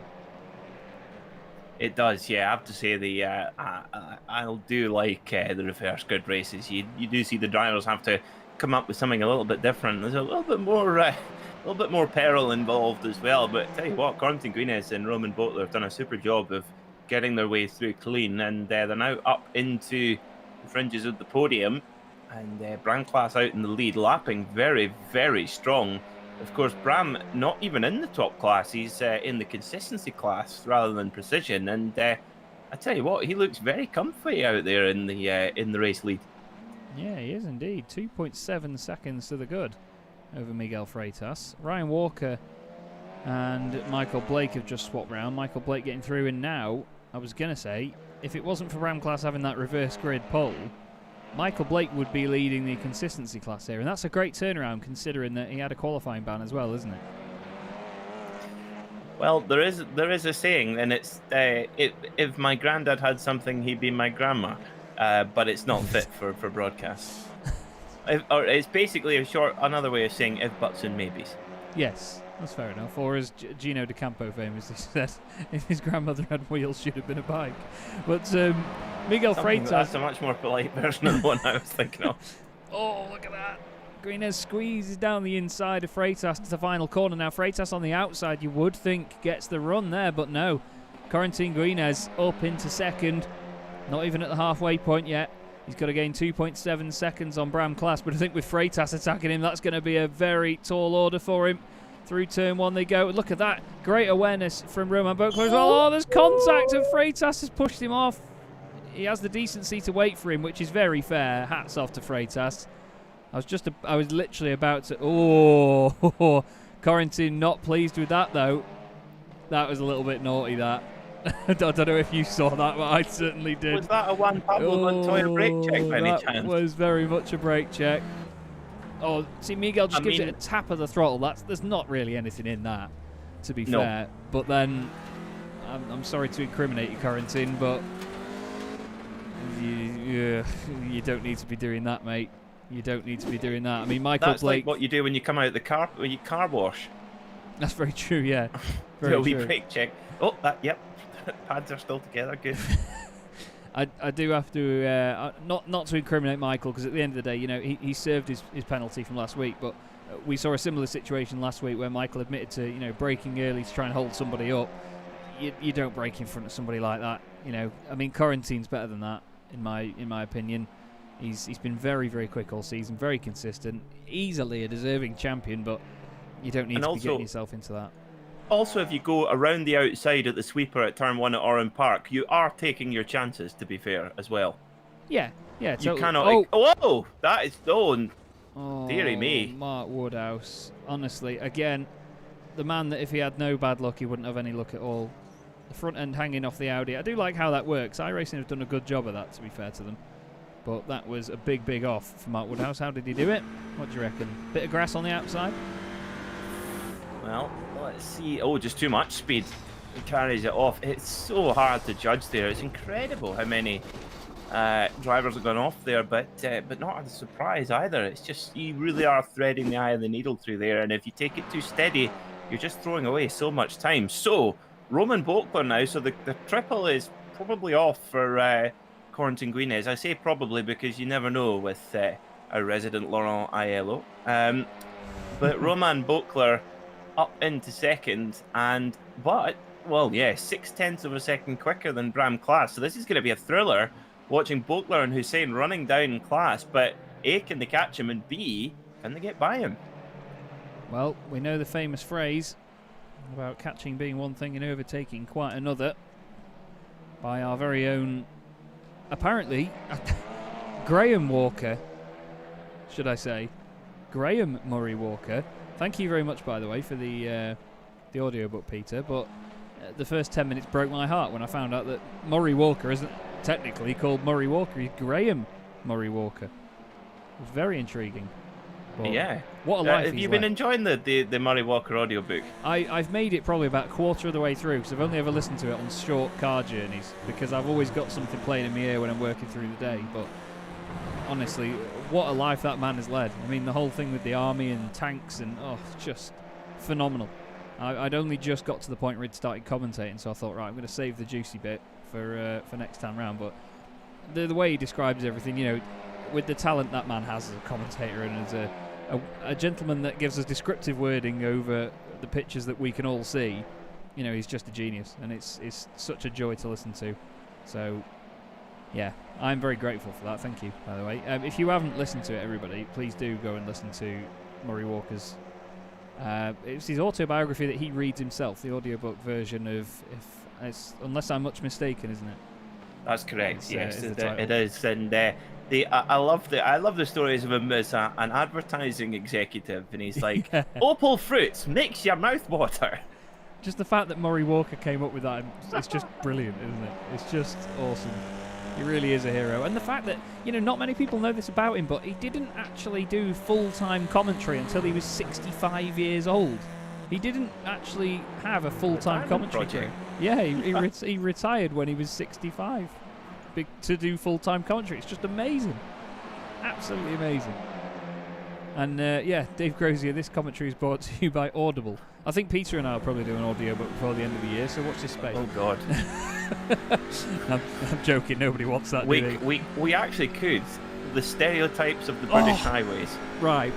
After this, we're going to have a meeting after this. Oh, God, and Fraser Smith's going to have a meeting after this. He needs to calm down. Look at that through there. That's sideways as you like. Norbert Leitner, and then down the inside goes Greeners. Have that, Fraser, he says. Late on the brakes. Cut back from Fraser, though. Oh, that would look like a bit of argy-bargy there. I'm not sure that Quarantine's got the patience for this now. Oh, a little bit of contact again. Fraser's in there. It's an angry man. Detesian Freitas having a bit of a touch as well. Oh, it's getting scary. It's getting very scary indeed. That's the championship leader, reigning champion as well, Quarantine Greenez, in the number 1 HM Engineering car. Fraser Smith right behind in the full send racing machine. And trust me, it is going to be full send from here on out from Fraser. It always is. Why is this time any different? It's brilliant to watch. But look at that out front. Look at this now. Roman Bokler right on the back of Bram Class. Now, if you're Bram at this point, with Bokler and Hussein behind you, you get out of the way, don't you? What do you reckon? I don't think that's... I don't know. Oh, little rub of the wall there from Roman Bokler. So you're going to need to be careful not to do that too many times. Looked like he got away with it clean, but down towards the sweeper they go. Roman Bokler, is he going to have a try? He is. Bram Class holds the line. Nothing unpredictable from there from Bram. Good, and Naveed Hussein just spots the little bit of weakness and dives up the inside. Again, clean, super clean, pristine there from Naveed Hussein. They both go by, and Bokler made it through in a quite straightforward fashion. But Naveed Hussein, that was a clinically precise and yet brutal move all at the same time. Yeah, lovely stuff that. Really lovely stuff indeed. Did a great job of it, didn't he? And that's the thing, you need to just make sure that you take those chances, because at the end of the day, you know, Bokler could have gone through, Hussein could have just waited a bit more and then been nowhere near when it came to it. But that was awesome driving there. And now, of course, he's still in the hunt for this. Oh, that looked like slowdown territory to me, that. We just owned 5 minutes to go. The battle is very much on again for the race lead, mate. That it is, yeah. Now, will it be Bokler? Will it be Hussein? Will they both end up in the kitty litter and Bram Class comes through? We shall see as they come through down towards the sweeper. And I tell you what, Naveed Hussein is looking very, very strong. I tell you what, look at that, Chaz. You're coming around a left-hander, you're on the brakes, and you're actually slightly counter-steering on the brakes. That's how much of how busy the car is, that you're actually turning in the opposite direction as the car tries to pivot round and smack you in the back of the head. Yeah, indeed. It's crazy, isn't it? The amount of movement these cars actually have on the brakes. Obviously, the front wheel's doing pretty much everything in these cars. The rears are just along for the ride, but you have to babysit them on the way into the corner every so often and just be careful with it. Speaking of being careful with it. It's this train here. Some of the feistiest racers in this championship, all right together here. We can't forget as well. Well, where is Damien Harris in this race? Oh yeah, he got that massive hit earlier. Apologies, Damien. I completely forgot that had even happened. But I was just thinking, it's a real shame Damien's not a part of this as well, because he'd be relishing the opportunity here. He'd be loving it. Absolutely loving it. As a few kisses of the wall there. Fraser Smith getting involved in that one. Matthias de Tige is going to try and get a run on him. Doesn't look like you can get too much slipstream down here though, does it, Peter? They're just not gaining a lot.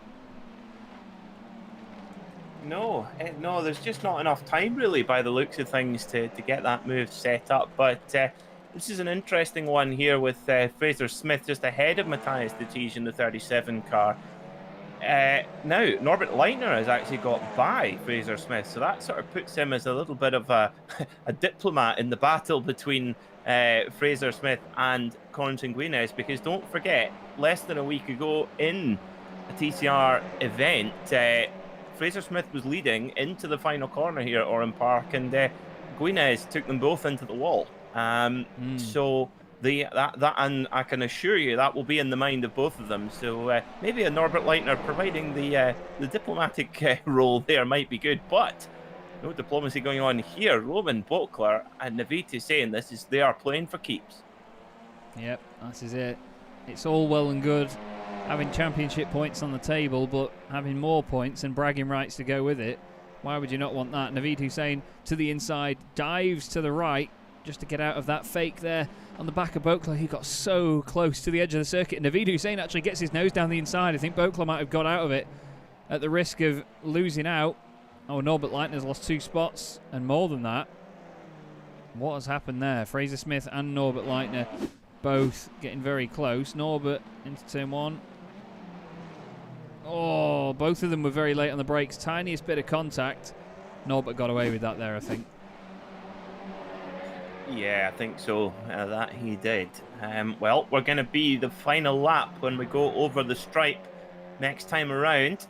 Roman Bokler still in the lead, but I tell you what, I think Naveed is going to play a move here, perhaps down into turn 1. He was really strong there when they went past Bram Klaas, but let's see. Final lap coming up then for this evening in the Simracersworld TCR Series. This is going to be round 20 all wrapped up, but look how close this is. You've got to love it. We've got 29 rounds this season. Only made the odd number because of the 2 races that we had at the Nürburgring Nordschleife, Gesamtstrecke. And look at that, great cutback from Naveed Hussain. Tries it, makes Bokler go defensive even though Naveed's not there. He gets a bit of a wobble mid-corner. That's going to kill the momentum on the exit.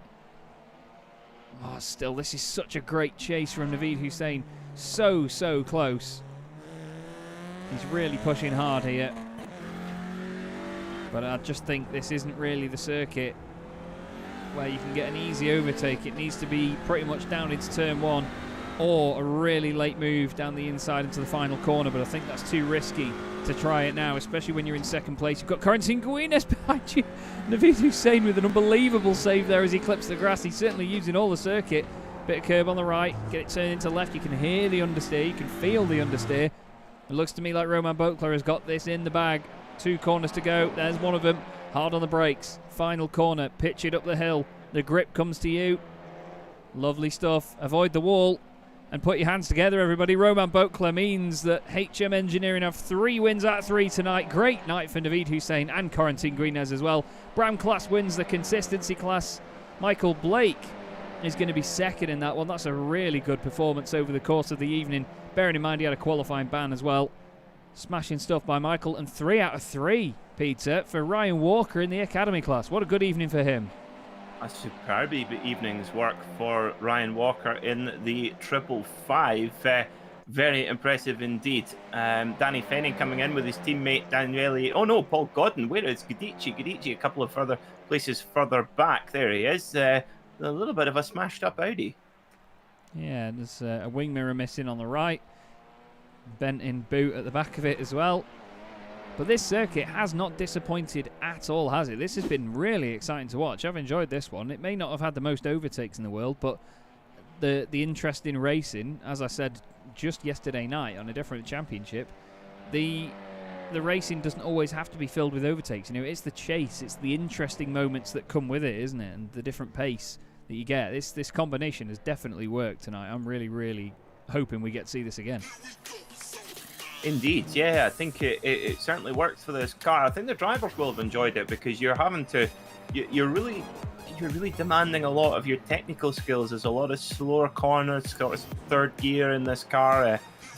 For first or second gear in any other car, for whatever reason, you have to run in such a high gear. It's strange, as we see. Whoa, we see Norbert Leitner doing a few skids for us as well. Very nice indeed. But Fraser Smith, he's not wanting to. He's like, oh yes, yeah.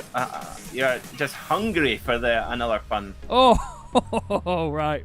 You win on that one, mate. You win on that one.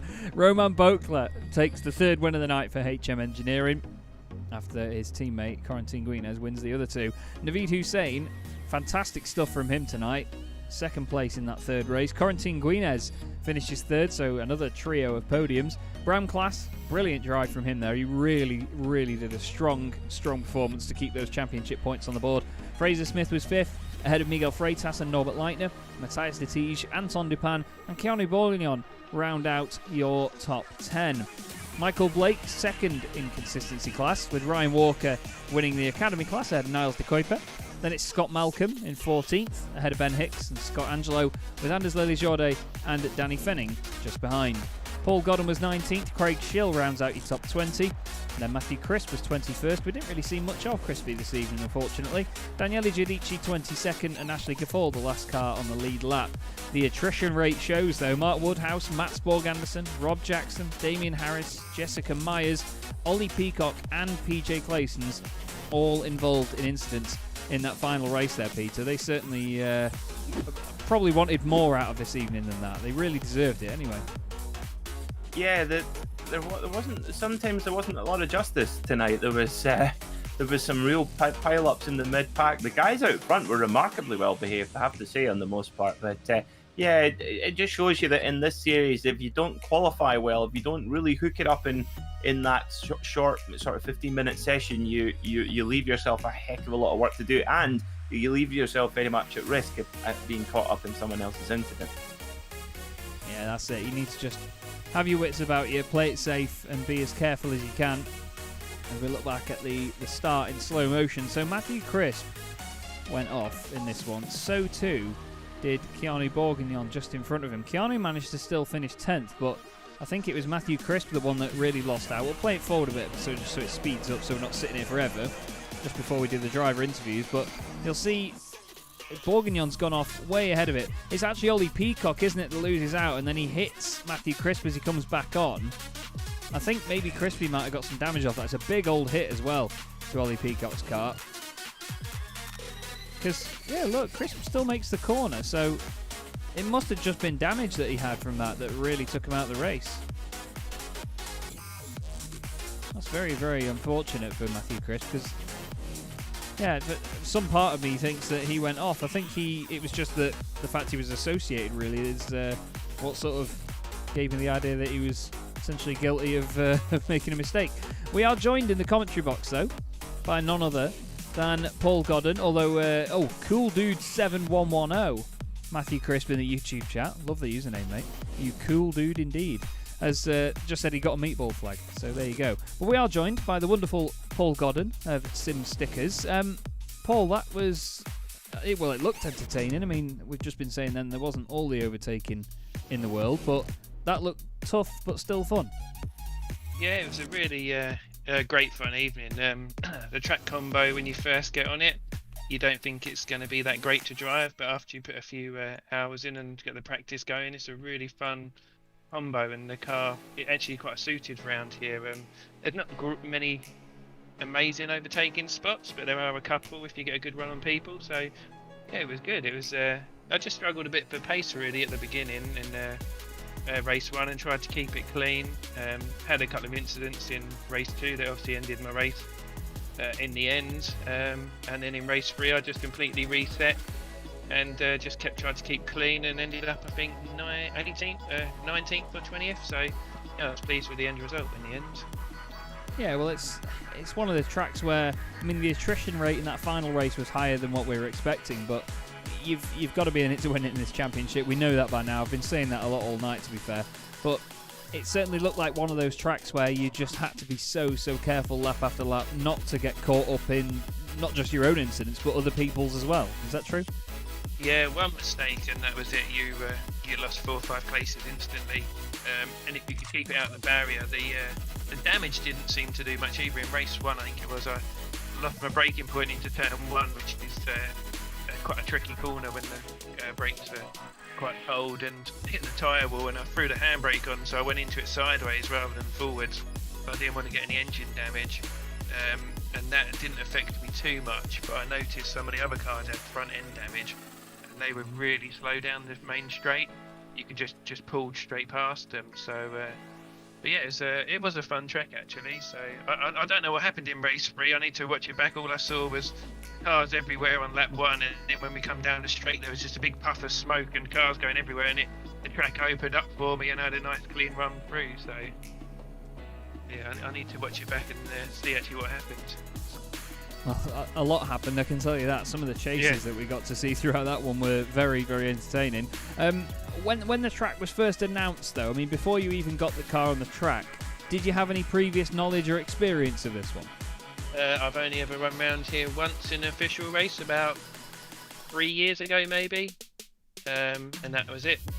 So the first time I jumped on the track was last night. I tried to get on it the weekend, but unfortunately life got in the way at the weekend, so I had to get on it really early last night and put the laps in just to learn it, and then got on practice tonight as early as I could to just get used to the weather, because the temperatures were about 38 degrees last night, and jumped on today and it was 21 degrees in the first session at 7 o'clock in the morning, so it was completely different. Yeah. And then luckily, as the race evolved through the evening, the temperatures come back up and the car come to more how I felt it was yesterday, which was good. Yeah, well, that's the thing. I mean, over the course of an evening with the conditions changing, it's sort of like an automatic playing field leveler with some people, depending on how they've practiced, like you say there.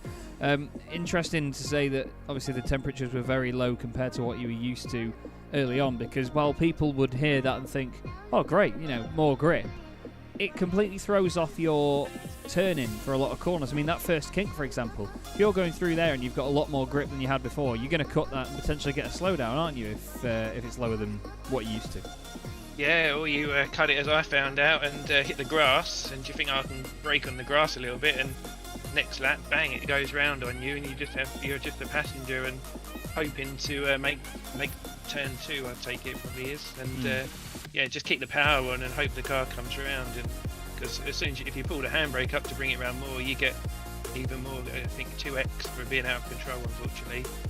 And but yeah, the temperature was really, when it was cold, it was a really strange car to drive actually. It was, the braking points were different, the turning points were different, and I was like, I hope it's not like this all night, because I haven't run it, and it was like 7 o'clock in the morning and the sun was coming up, and I was like, I hope it's not like this all night, but luckily it progressed quite quick to later in the day, and it was a lot more enjoyable. So, but we had a good battle at the back. I was racing with people that we normally race with as well, which was nice. So, and there was a couple of faster people who must have had incidents early in the race, and I raced with them for a couple of laps, and then realised that 1, I'm holding myself up, and 2, I'm holding them up. I'm not in their class, so just let them through, and and just keep it clean really till the end. That's one of the things that I was just about to pick up on as well, is the fact that when you do have these drivers in other classes that are coming up trying to overtake you, and you're trying to make that decision to let them through or not let them through and battle them, it seems like some drivers are happy to do that, and others think, overall position, stuff it, I'm going to defend it. Is there an easy way for you guys to know who's in the same class or not?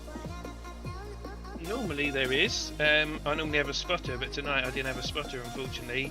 So I was relying on Danelli's knowledge, who's luckily very knowledgeable with drivers and classes on this particular season.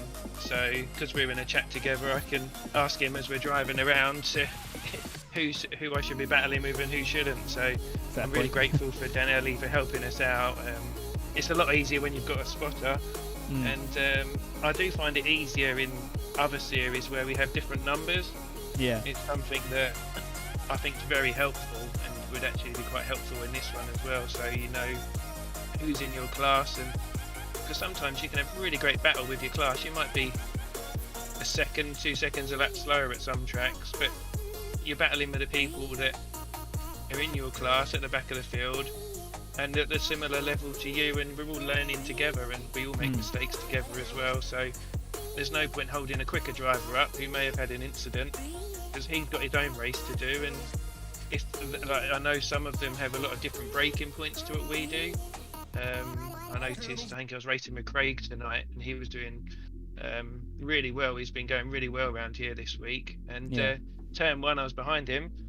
He braked completely different to where I was expecting, and it's quite a fast turn 1, and it caught me out of surprise, and I know it caught a couple of other drivers out. I saw in the chat as well mid-race.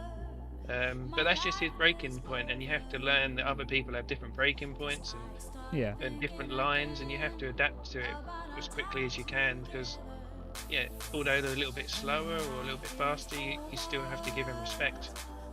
Yeah, definitely, and that's it. You know, we Peter and I have commentated on a number of series before where you do get sort of like a pro and am class situation, and sometimes the pro drivers are known for, you know, sort of bulldozing their way through a little bit and not having the same patience. But, you know, a lot of this series we tend to see that, I think, you know, on a general perspective, but it's always nice to have. Either way, Paul, it's been great to speak to you, mate. Well done again this evening. Looked like a bit of a difficult challenge out there. Is there anybody that you'd like to give a shout out to before you go, if I can put my teeth back in?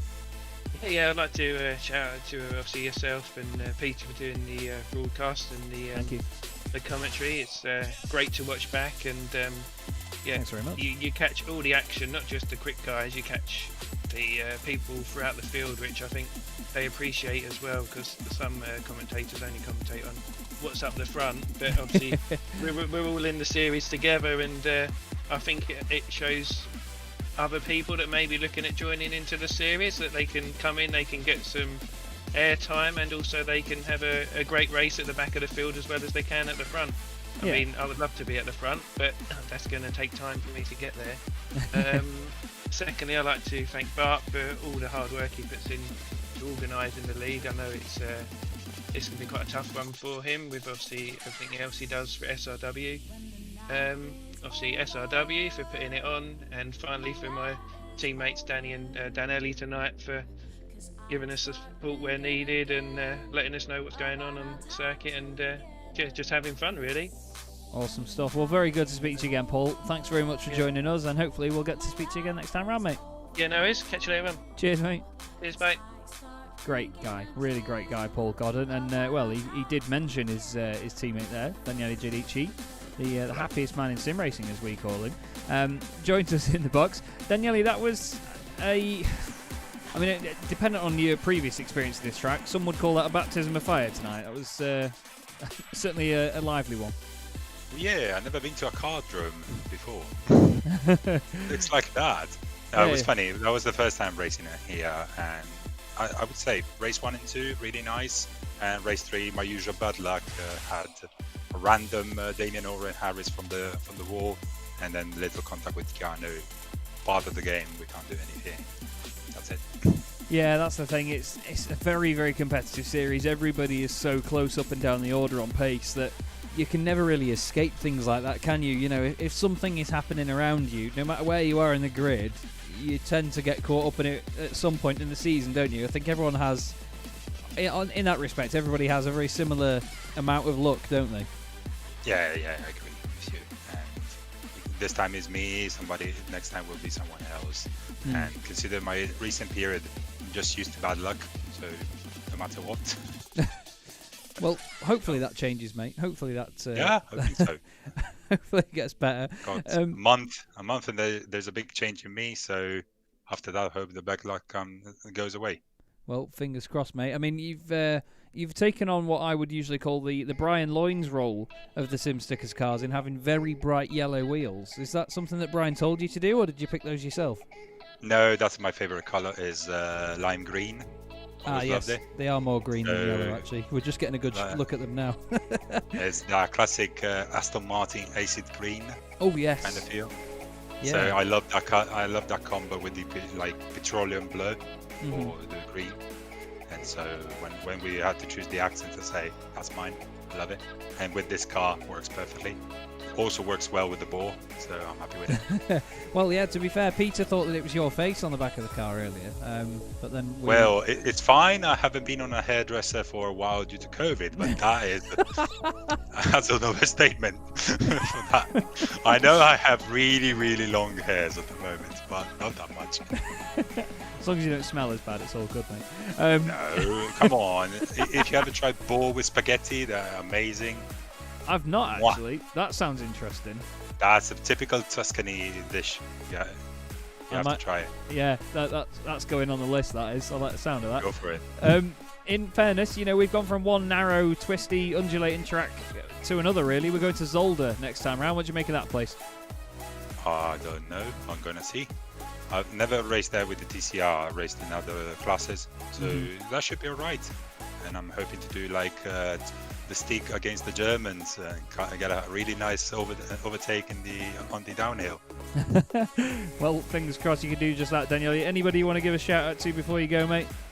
Well, of course, my teammates and as usual, you guys for the amazing commentary.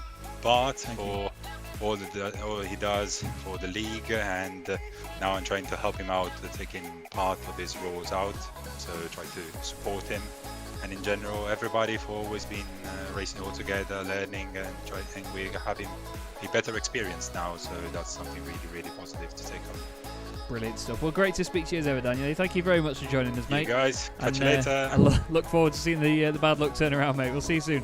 Jeez, I'm waiting for that, honestly. See you later, mate. Catch you later, bye. He's such a happy man, isn't he, Peter? You've got to love Daniel Giudici. He's just the life and soul of this championship, isn't he? He's great.